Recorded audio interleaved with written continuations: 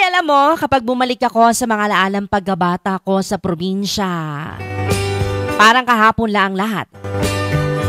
Yung simpleng buhay, yung bang mga bagay dati, Madi, na hindi mo pinapansin pero ngayon, namimiss mo na. Madi, tuwing umaga, gigising ka sa tilaok ng manok at hindi sa alarm clock.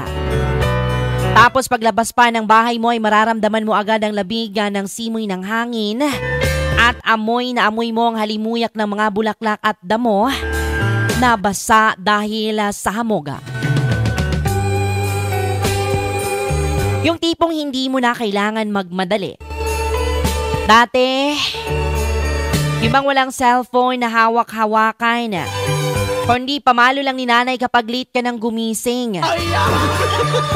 Tapos, didiretso ka na lang sa taniman o kaya sa bukid.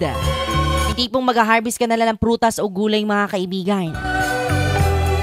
Laging may mga alagang kambing o mga hayop at iba't ibang hayop pa yan. Kaya bago pa man makakain sa agahan ay